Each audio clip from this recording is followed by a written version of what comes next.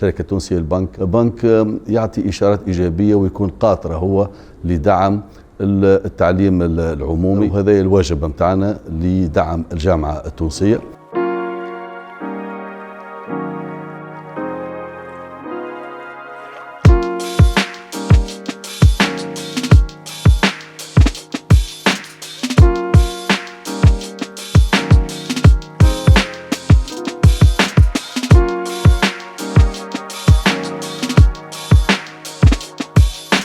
وقعنا اتفاقية خصوصية مع البنك وجامعة تونس منار ممثلة في كلية العلوم الاقتصادية والتصرف. اليوم تعدينا للتنفيذ إلى الاتفاقيات الخصوصية، هو مثابة هو كرسي للبحث العلمي بين الشركة التونسية للبنك وجامعة تونس منار وكلية العلوم الاقتصادية والتصرف. نحن سعداء لأنه الاتفاقية هذه تدخل عندها على عدد من الأبعاد.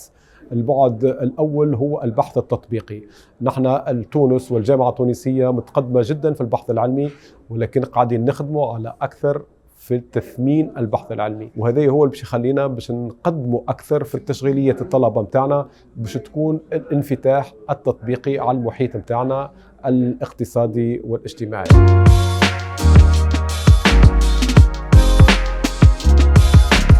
اليوم احنا موجودين للاحتفال بإبرام اتفاقية بين الشركة التونسية للبنك وبين جامعة تونس المنار، بين كلية التصرف بتونس وكلية التصرف بصفاقس، لبعث ما يسمى بالشير STB في إطار الRSE والمسؤولية المجتمعية للشركة التونسية للبنك، في إطار دعم المؤسسة العمومية سواء كان تعليم عمومي ولا نقل عمومي ولا صحة عمومية، وهي باش تكون شراكة غانيون غانيون بين الشركة التونسية للبنك والمحيط بتاعها، يمكن الطالب التونسي باش يقوم بالبحوث متاعه في مخابر البحث ويكون يستفيد من المجالات الموجودة بالشركة التونسية للبنك على مستوى المعلومات الداتا والامبليمونتاسيون نتاع البروجي نتاعو، وان شاء الله تنسج العديد من المؤسسات التونسية والبنوك على المنوال هذايا، واحنا فخورين جدا بخلق المنبر للبحث العلمي في مجال المخاطر وفي مجال الذكاء الاصطناعي. ومع الشكر.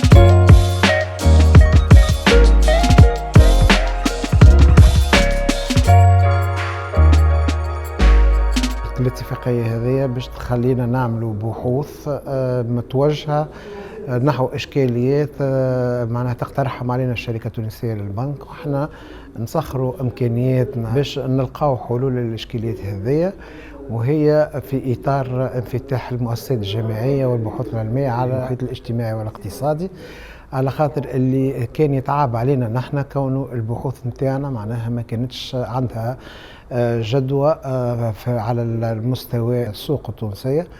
وهكا معناها نوليو نخدموا على إشكاليات ذي مردودية معناها عالية. في الإطار هذا بحوث في المالية الدولية اللي FGT صحح اليوم الاتفاقية مع الشركة التونسية للبنك من ناحية الأحداث مخبر بحث تبعها في المالية،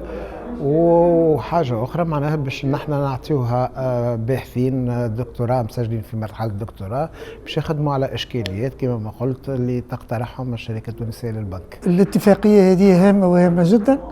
لأنها باش تحسن من تكوين الطالب ولفائدة الباحثين والطلاب، وتقرب التكوين الأكاديمي من الجانب التطبيقي وتدعيم البحوث التطبيقية اللي